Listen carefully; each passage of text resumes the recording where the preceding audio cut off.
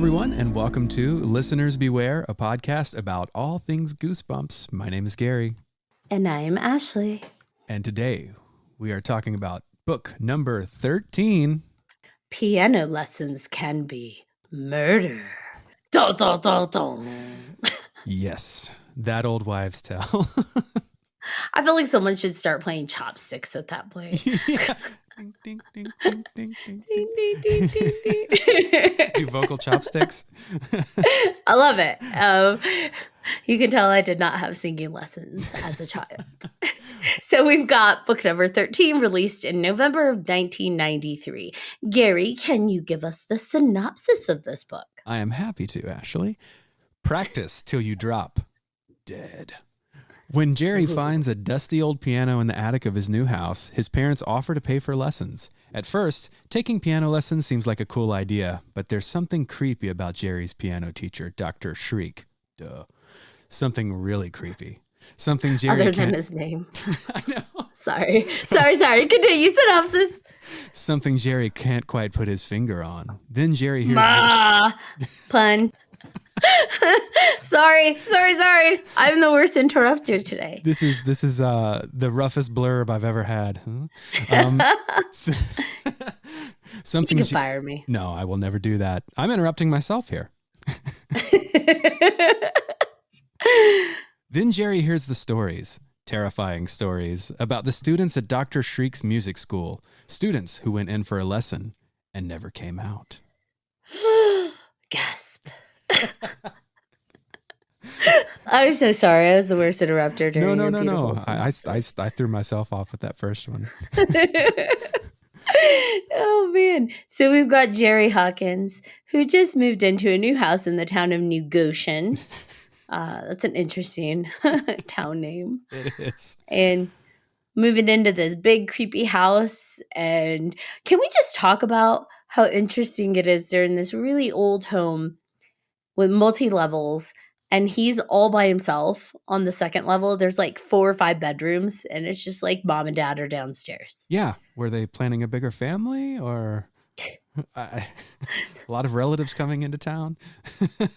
Yeah, that's a lot of house for 3 people. If we're looking at master bedroom is on the main level, or at least they chose when they're at least one master bedroom, and then there's like 4 or 5 bedrooms on the second level, and then you have the attic. It's like, holy cow, right. That is a lot of house. Yeah. Wasn't there a line, or did I just make it up in my head, where he was talking about how his parents like to flaunt money? Because I probably made that up in my head, just thinking about like, why do they need a house this big? I think that was in your head. I don't recall that being in there. The Hawkins family is rich. Yeah, it's fine. And we're automatically introduced to Jerry being a prankster. He pranks his dad multiple times, to the point where his dad actually hurts his foot at some point. He drops something on his foot that's heavy. I think it's like the tea kettle filled with water. Yes. But it's just like, he's really a prankster. And that's gonna, because RL's highlighting it so much, that's going to be a theme in the book, where it's like, okay, it's like the boy who cried wolf. You're doing so much that the parents aren't going to believe a word of it. Yep. Establishing disbelief there. Yep. This is, we had the girl who cried monster. Now we have the boy who cried piano ghost. Piano ghost. And what I love is that we're not really introduced to much of the ghost right away. It's really haunting the way that RL introduces the ghost by, Jerry hearing the piano playing in the attic. And he goes up to figure out who the heck is playing that piano. Yeah. It's a nice slow burn, the reveal of this ghost. Yeah, and it's actually terrifying. Like the premise that his parents are a floor below him, he's all by himself on the second level, and he's hearing this piano in the attic playing by itself. Yeah. And I do like that he tries to be skeptical at first. He's like, maybe it's the wind, maybe it's rats, maybe it's who knows. Yeah. But he doesn't go straight to ghost. Yeah. He's skeptical. Perhaps a little too skeptical in the TV show, but in the book, like he's a logical, He's a logical, albeit kind of rude kid. And Very rude kid. so this clearly exists. He exists in the Mirrorverse, I'm sure. Yeah, he's in Dickville. He's in So I do think it's kind of cute that his dad's like, "Oh, you're interested in the piano? We'll move it downstairs and you could take lessons." Like, even though their kid is a heavy prankster and causes his father injury, Yeah. he still supports his child. Like, "You want to play the piano? That'd be cool." Mhm. Jerry's like, "Sure, why not?" Yeah, good supportive dad. So they moved the piano downstairs, which I have seen happen, and that is no small feat. It is quite an ordeal. And it makes me wonder why they didn't just leave it where it was at. But They probably don't want him playing in the attic. oh, that's true. And I think the assumption too is when they get the piano teacher, it's the assumption the teacher's going to come teach him there. True. And do you want your kid alone with a stranger in the attic? Good point. Good point. Although I will say I took piano lessons and my grandmother had no issue leaving me at random strangers' houses to learn piano. That was a different time, a different era, Gary. It was the 90s. We were all left unattended, so with strangers. Yes. And they wonder why we drink. No, I'm just kidding. So Dad is awesome and finds an ad for a teacher from the Shriek School, which, the irony's not lost to me. You have a music school that's supposed to have beautiful sounds, and yet the teacher's named Shriek, which is not a pleasant sound. No. And it's also not a not spooky sound. Right? So Jerry meets his teacher. The teacher comes to his house to introduce himself. And I love that they automatically describe the teacher as being very Santa Claus-like jolly and round and gray and pink rosy cheeks. And it's like, okay, they're trying to make you feel good about the teacher. Mhm. And it's a nice juxtaposition. You have this jolly old guy, and his name is Dr. Shriek. I'm like, jolly old Shriek Nicholas. I want to know, he's Dr. Shriek, but what's he a doctor of? Music. He's a music Does he have a doctorate in music? Yeah, I guess. Yeah. He's a piano doctor. And even though he's nice, he's automatically obsessive over Jerry's hands. You have excellent hands. Excellent. Immediately It's like, weird. okay, take it easy, bro. Right. I'd be pulling my kids out of that class so fast. Honestly, I don't understand, for being as concerned as they were, the parents, they are caring parents. Even when he thinks that, or even when he is seeing a ghost and seeing all these things happen, versus them just being like, "You're crazy," they do send him to a psychiatrist, but they automatically go into, maybe you're afraid of something, maybe there's something else going on. Like, they're caring about it, and they care about his mental health. And so to have parents that are super concerned about his mental health be like, "Bye, have fun with the stranger," and leave him alone, it's just like the day one, they didn't even talk to him that much. Yeah. It's just like, "Oh, hey, come on in, okay, bye." What? Right. What is this? That's a really good point. I will say that, as opposed to the normal Goosebumps, he reaches out to his parents listen to him and try to fix the issue, as opposed to being like, "Oh, you're full of shit, kid." It's true. The other ones, the parents, the few occasions the parents haven't been included, they usually write it off.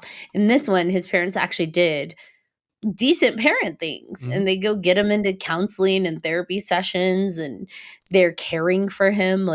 It's not just shut up, kid, and go to bed. They're like, "Let me get you some cocoa. Let's make sure you're good. Do you want us to walk you to your room?" Yeah. They're truly concerned about him. Right.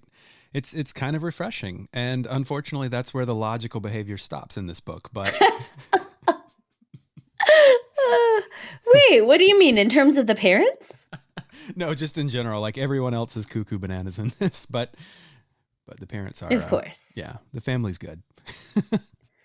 Which, is interesting. I think the only other characters we're introduced to outside of the school is just one. We're introduced to Kim, Oh yeah, his yeah, neighbor, Kim Lee Chin. that's right. And I just think it's hilarious that like he hangs out with her. She doesn't want to tell him like the rumors of the school. And it's like, dude, if you seriously thought the school was real, it was haunted, there's monsters, kids are dying, why would you not tell? Yeah. And when she finds out he's going to that school, she nopes out so fast. Like She nopes out so hard. it's Like, have fun dying. yeah, Bye, Jerry. been nice knowing you for 12 minutes, but 2 weeks. 2 weeks. We don't know how much they saw each other in those 2 weeks. I mean, it sounded like, at least in the book, it seemed like she had avoided him up until, because he basically had to chase her down in front of her house. Yeah. Hey, want to hang out? And she's like, okay. And like he had to force that conversation to occur. It sounds like she'd noped out and stayed as noped as possible. She could nope no more. She's like, I don't want to get to know you or befriend you because you're going to die. Mm-hmm. Don't need another friend. Dying at the street school. Yeah. Right? I do like his persistence. Like most kids would be afraid if this piano is playing by itself, but every time he hears it, he goes to investigate what it is. And even like confronting the ghost. And the first time he sees her, he's terrified, rightfully so. Like her flesh melts off her face and she's a skull and she screams at him. And that's a little bit terrifying because even the way RL wrote it, like he's like, the next thing he knows, his parents are surrounding him because he basically blacked out from fear. Mm-hmm. It's like, wow, that was really terrifying. Yeah. Yeah.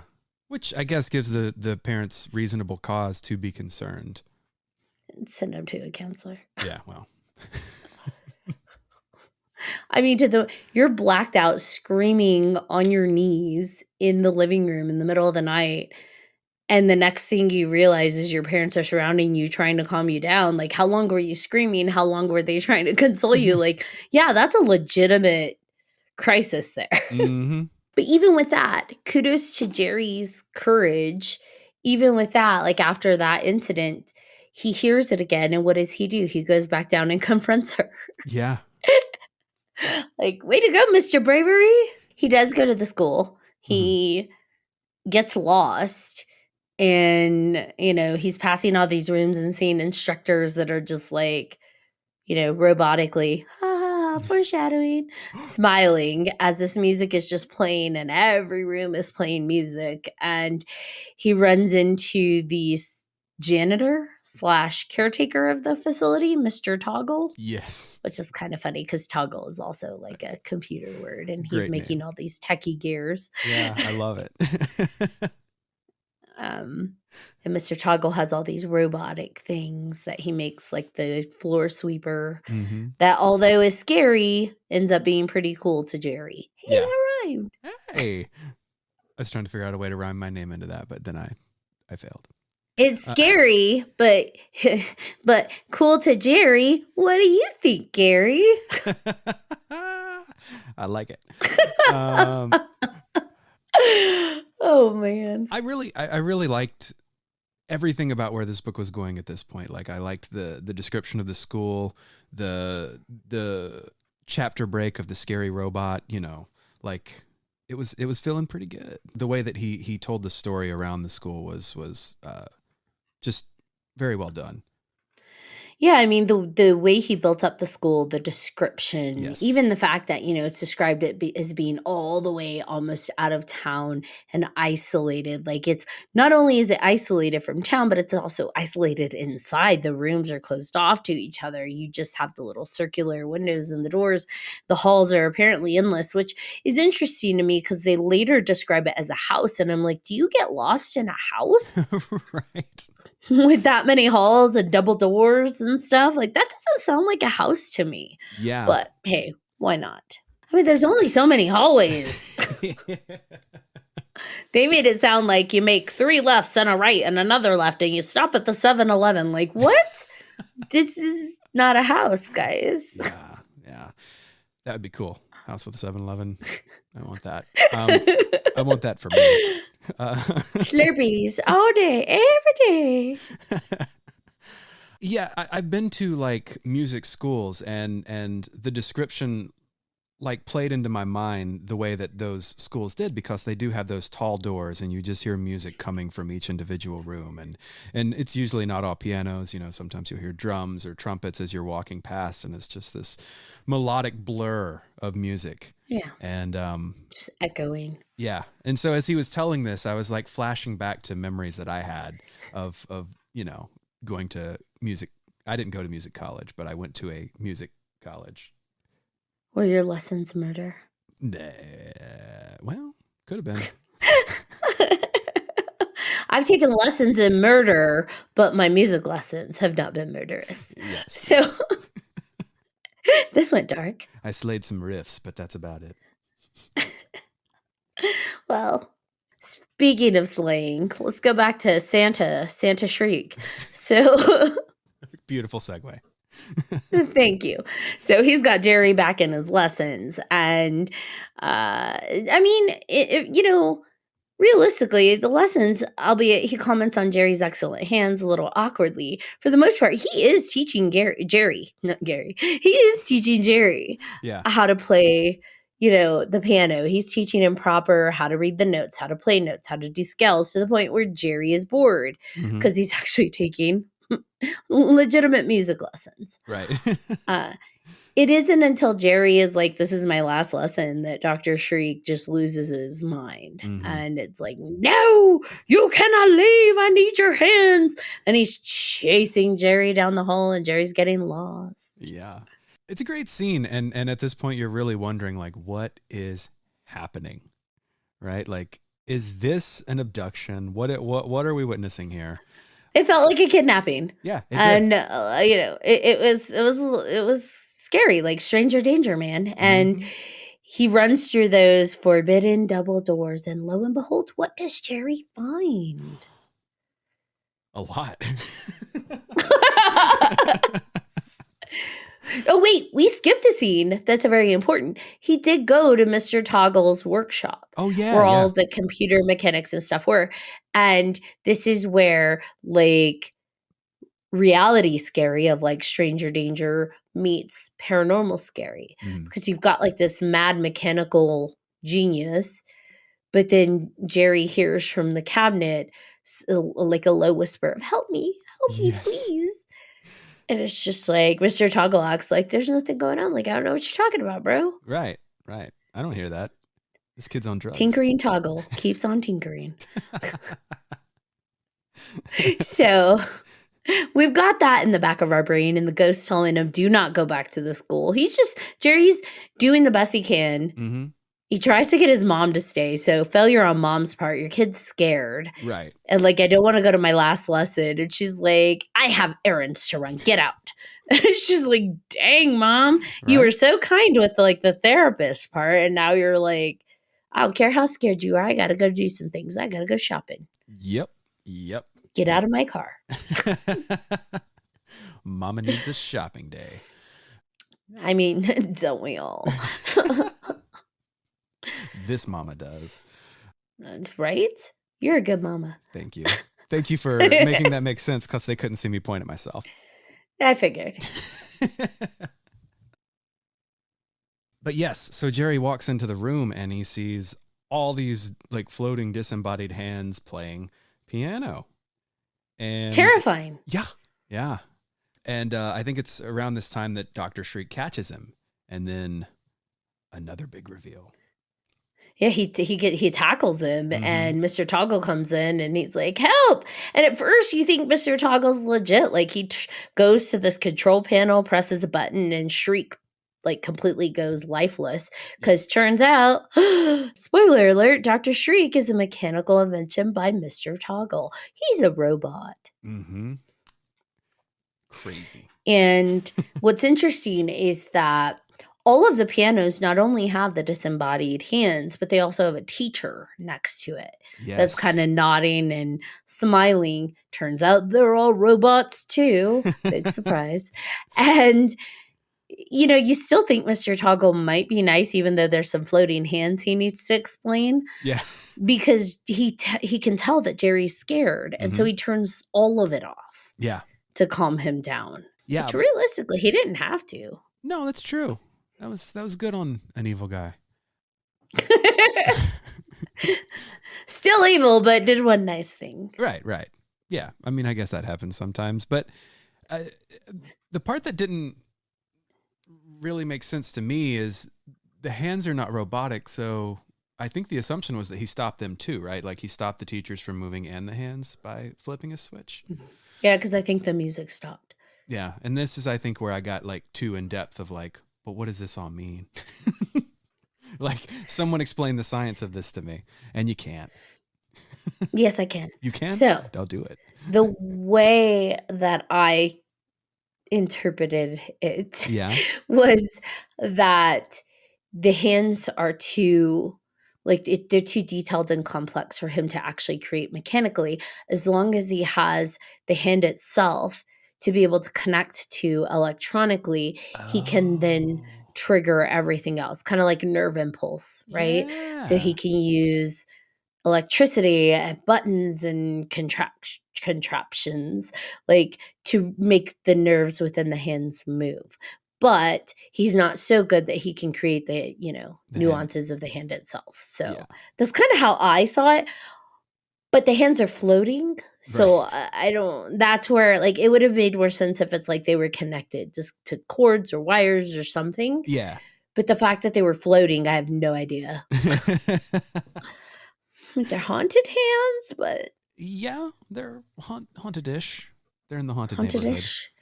Yeah, I don't know because he didn't write that they were on anything like Mhm. other than the piano.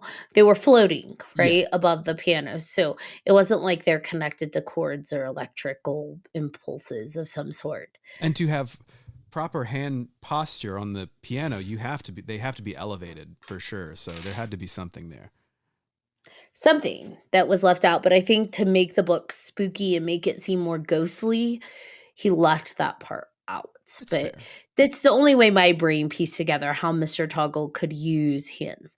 Now, that's completely throwing out reality of like rigor mortis Right. and decay and rot and all of those things Yeah. and blood flow required to keep all of that going. Well, that's true. So Yeah. Well, it's fine. It's fine. It's a children's it's fine. book. It's a kid's book. Yeah. Why am I trying to make sense of it? But no, I love where your head's at. That makes perfect sense. Yeah, because I'm with you. As soon as I was thinking about that, I'm like, wait, hold on. Yeah. So, because realistically, if he cut someone's hands off to use it, it would have to be something automatic that he'd Mhm. have to preserve the hands so they didn't start decaying and rotting and breaking down so that they could play and move, which is what you would need, right? For hands to stay fluid and be able to move on a piano. So, Yeah. I mean, unless he's like, oh, this is going to go nowhere. But I just thinking about how like spiders, if you pull their legs off, they'll continue twitching after the fact. And unless he's figured out a way to do spider science on people hands. spider science. I just, the irony was not lost on me that we have Dr. Shriek. I was thinking along the lines of like Dr. Frankenstein. He's got Oh, these yeah. hands that he's controlling. How? No idea. Spider science, baby. Because part of me was also wondering, because this is where my brain goes, 300 Junior. Hey, now. Hey. I was also wondering if versus being a more technical like impulse thing, if Mr. Toggle is kind of trapping the ghosts and kind of possessing them that way. I had wondered if that was the case too. Like I had thought like, are these ghost hands? Like to an extent, but they're flesh and blood. Well, they're flesh They're at the least. flesh hands. No blood. No blood. Like, I don't know, because I partially wondered, are the ghosts sitting at the piano like that girl Mhm. in Jerry's house playing their sad melodies or playing whatever they're supposed to play, controlling the hands, which is why they're disembodied floating. Yeah. But they didn't realize they can fight back until, Girl Ghost shows up and is like, I'm getting you. Yeah. Enough. Enough is enough. Because the ghosts are in the school except for her, which tells me, did he kill her and take her hands in her home? That would make sense. Because she's the only ghost that was outside of that building up until that point. And she was sadly playing her piano at the house, minus her hands. So, part of me wondered, was she killed and her hands taken at the home? And so that's why she haunted the home, because it wasn't until Jerry was being attacked at the school that she showed up to intervene at the school. Yeah. Yeah. She just hitched a ride with him on that last lesson and essentially. Like, your mom's going to, your mom's going shopping, but I'll stay with you. Right. And I love that she was equally mad. She was screaming at Mr. Toggle, but she also yelled at Jerry, I told you to stay away. You didn't listen. Yeah. And I'm going to get you, Mr. Toggle. Mm-hmm. Mm-hmm. And she did. She sure did. This is the first that I can think of kind of dark ending that we've had for a villain. I mean, we've had implications like the camera, him being sucked in the camera for the let's get invisible, or no, say cheese and die. Right. Yeah, this I felt was dark, like the ghost's hands and her, they carry him out to the woods never to be seen again. Like they're going to kill him in the woods. That was the implication. And it's like, oh, this got dark. I mean, a similar thing happened in The Curse of the Mummy's Tomb, right? With the villain there. He was pulled away by mummies, but we don't really know what happened. Or no, he was going to be killed and then he maybe got away. We don't know. But this was pretty explicit. This he's dying. Yeah, it was pretty clear. Yeah. They're carrying him out. He's screaming. They're going into the woods. And they're going to take care of him in the woods. Things happen in the woods.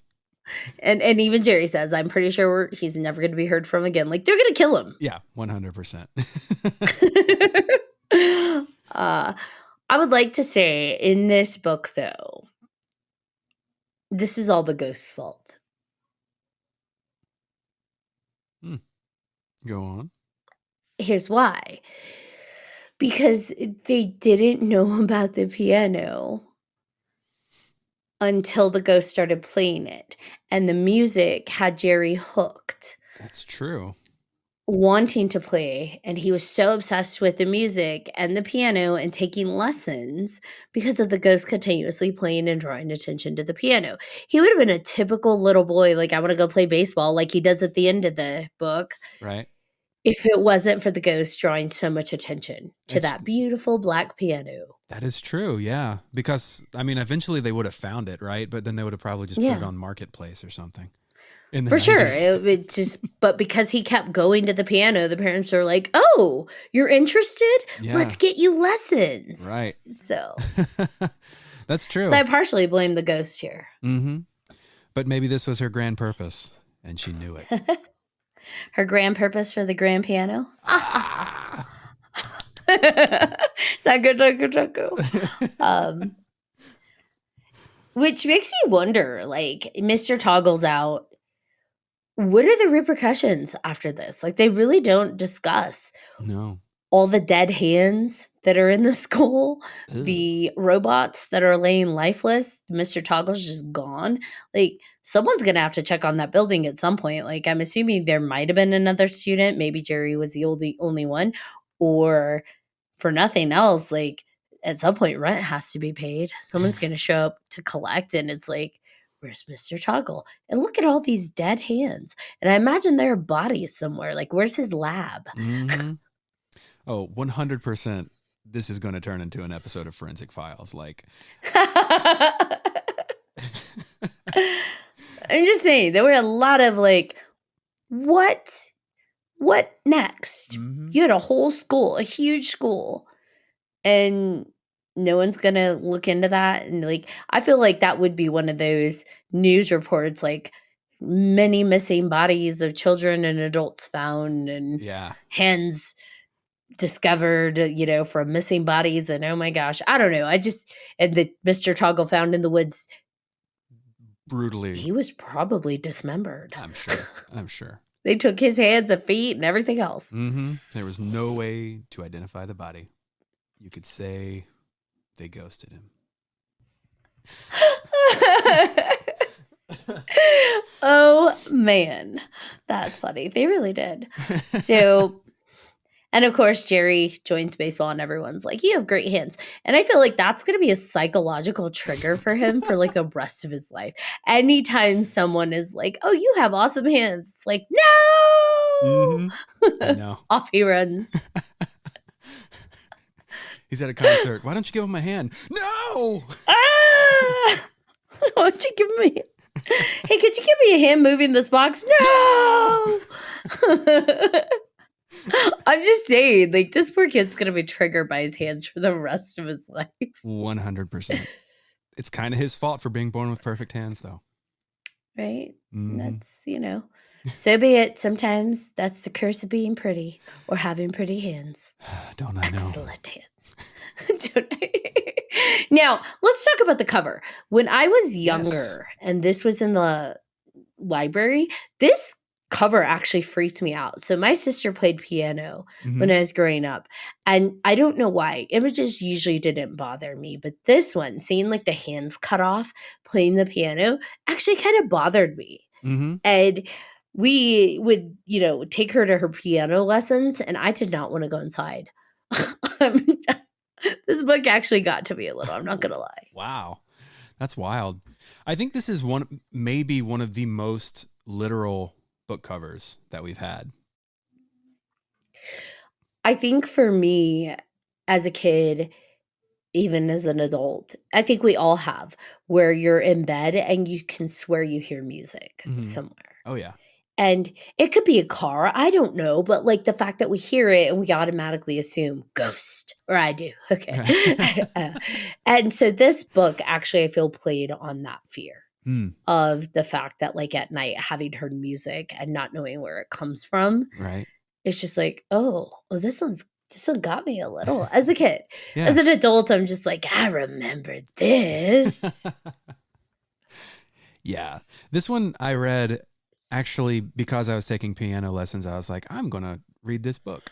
So you read this when you were taking lessons. Yeah, Did this affect your lessons at all?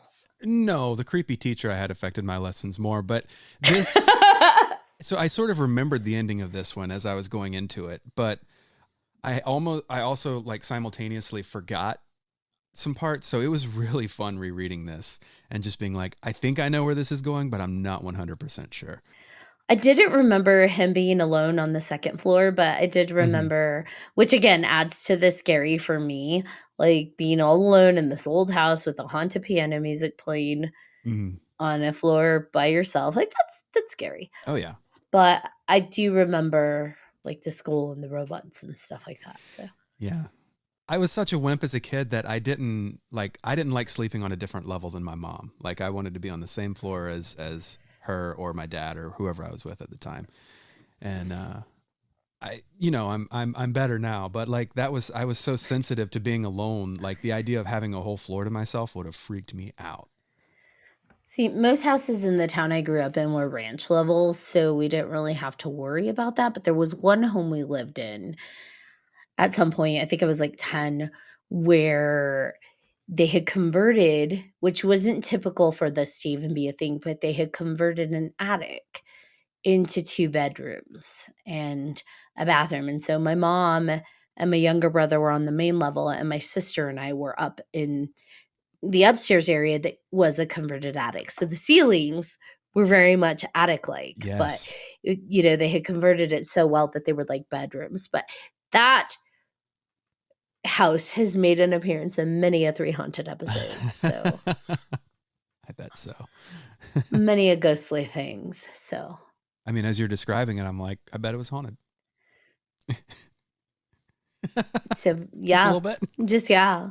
Your face. We won't go full 3 Haunted in here, okay, but right. yeah. Okay. I still, let me put it this way, I still have nightmares about that house. Really? Wow. Yeah. Oh, I do want to mention that there's a tagline on this book, as there is on all of them, and I usually don't notice them, but this one is "Play it again, hands," which is fun and funny. Play it again, hands. Fun and funny. My 2 favorite things. You know what I love though is on the reprint, they kept almost the exact same image. The Yes. piano with the disembodied hands. It just was, you can't change it. It is No. perfect. It is The perfect. cover was perfect. So I love that they basically just flipped it, mirror image, and kind of fancied up the piano a bit. Mm-hmm. I do love the angles on the piano and that original cover. It's just so sleek and angular. Like it almost looks like a car. I just feel like they had to fix the piano a bit, which on both of them, they're still technically kind of wrong because the description in the book is it is a black, shiny piano. And Mm-hmm. if you look at both covers, the implication is it's like a dark wood. Yeah, that's true.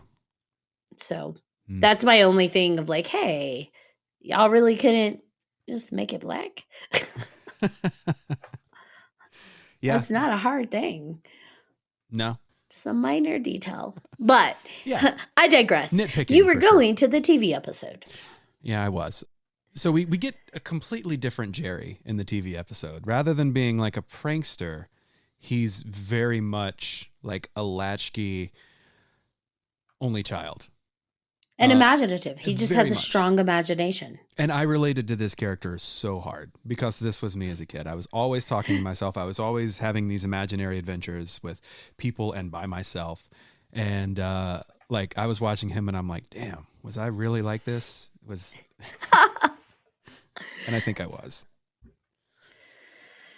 Yeah. I mean, the TV episode to me deviated so much from the book that, like, yes, they kept certain elements, the school and the piano and stuff, but it deviated so much that to me it was a different story. It was, and I was kind of on board for maybe the first third of it, maybe a half if I'm being generous, and then it just kind of goes off the rails.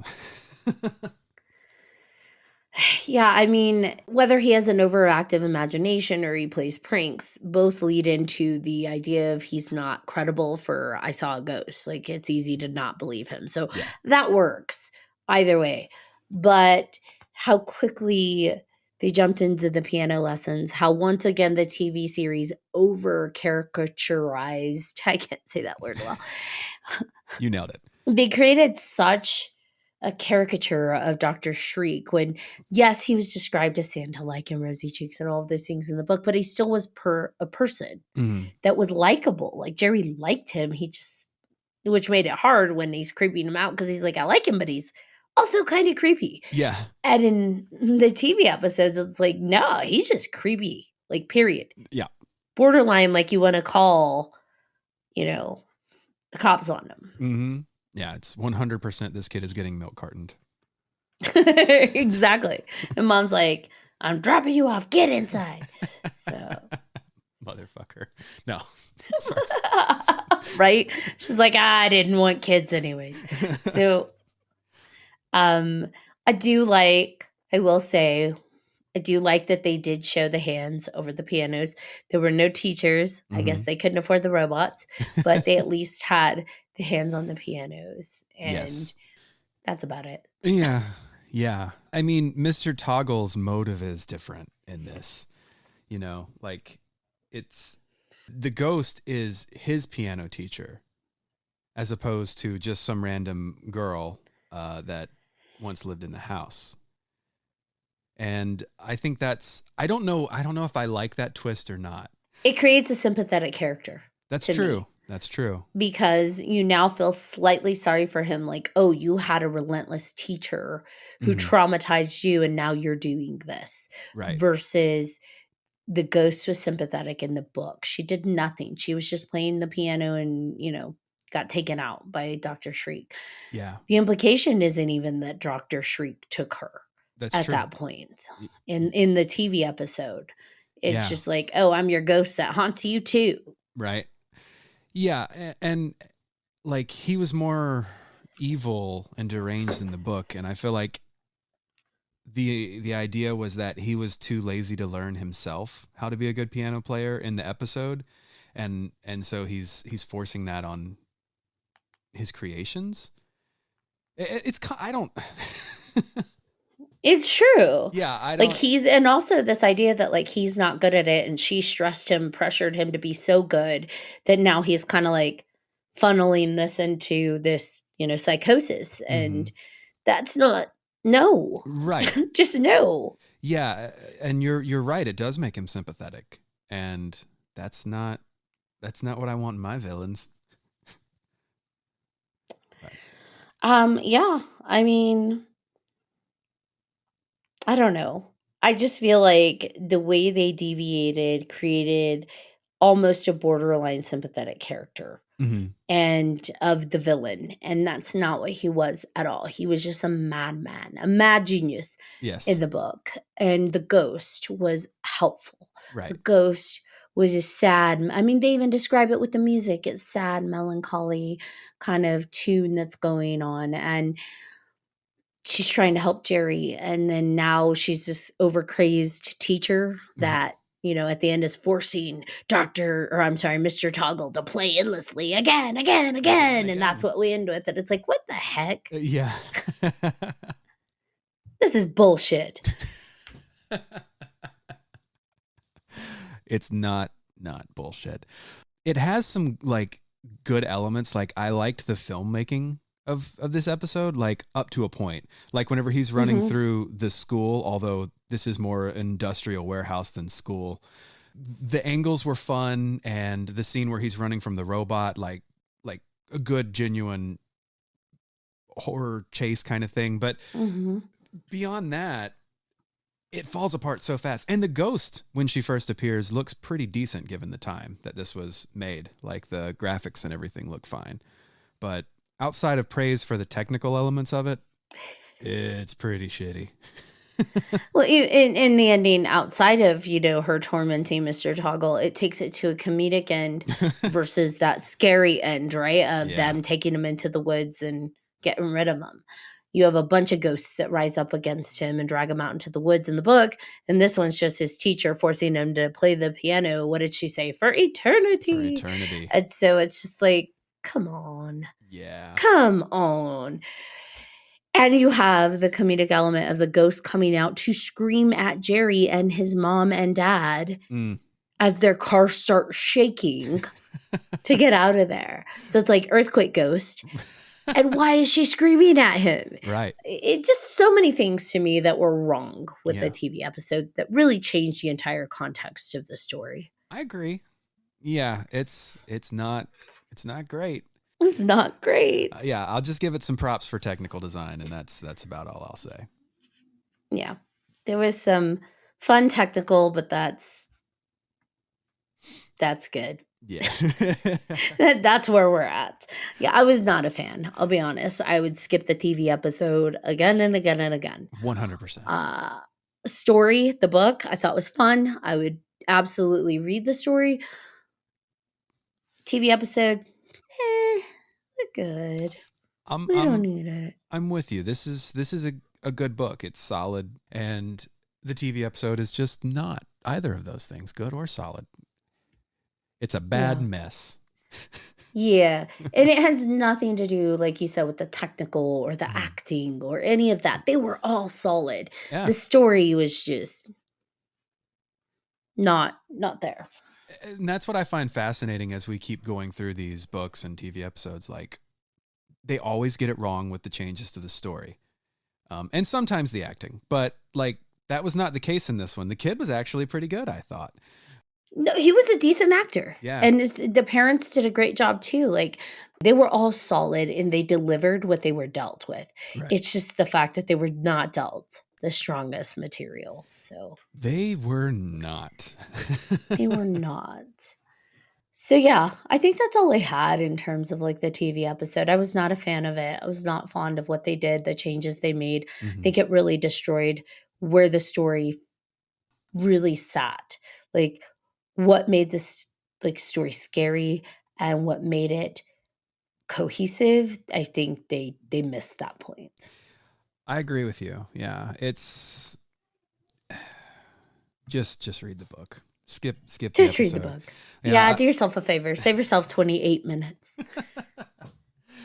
Yeah. One other thing I wanted to mention real quick was that the kid, Ben Cook, who played Jerry, was also the one who played Josh in Welcome to Dead House. I thought he looked familiar. I was like, why does this kid look so familiar? So they've got some reoccurring Goosebump actors. Mm-hmm. Kind Canadian of like kids. Mickey Mouse Clubhouse, but we got some Goosebump kids. Right. Awesome. But yeah, it was fun in terms of the story, and he does a good job delivering his character. He wasn't obnoxious. He wasn't annoying. He did really well. Yes. It's just that story that they created for the script was not great based on the book. Stop rewriting the story, guys. Yeah. What the heck, guys? Right? So, awesome. Yep. Now, where would we rate the book? In like we middle of the pack, top, lower end? I'd say this is middle teetering towards top. Okay. What about for you? I think that's same. Yeah. Kind of upper middle. Upper middle. Yeah. That's probably the better way now, to say in terms of the TV episode, it's very low bottom. So, yeah. All right. So then what book do we have coming up next? Up next, we have book number 14, The Werewolf of Fever Swamp. Ooh. And I love werewolves, so I'm excited to reread this one. And I love swamps, so no. You love fevers too? No. Yeah, I remember nothing about this book, so I'm excited to see it, but I love the cover for it. I actually don't either. Yeah. I know I read it. I remember that. I just honestly don't remember anything about it as well. So it should be exciting. I'm looking forward to it. Me too. All right. Thank you to everyone for tuning in to Listeners Beware. Are you looking for more spooky podcast content? Check out 3 Haunted Podcast, where Ashley and friends talk about all the things that go bump in the night. And if you're looking for more nostalgic content, check me out at the Wax Nostalgic Network, available wherever YouTube videos and podcasts are available. Until next time. I like the idea that this house just has people with good hands living in it. Like, all these people at one point lived at this house, and it's this cosmic twist of fate that all these people with good hands move in, and they're like, oh, a piano. Excellent hands. Excellent hands. The best hand. The best hands. Yeah, I mean, I guess the assumption is like, it can't get worse than her face melting off and screaming at me, so let me go see what's Yes, up it with can. this girl. She can melt your face off. Like, there's so many other things that could occur. I guess that's true. Can ghosts melt faces, though? There's one way to find out, and I would not want to find out. I wouldn't even think that. Like, as a kid, I would probably react the same way he did. I would be like, all right, I've been scared witless. I'm going to go downstairs and see what's going on now. Maybe it'll be better this time. You've heard of, like, guitar melting solos. I don't want to find out that there's, like, a ghost melting solo here. Like, melting my face off. No, I don't want it. Don't melt my face off.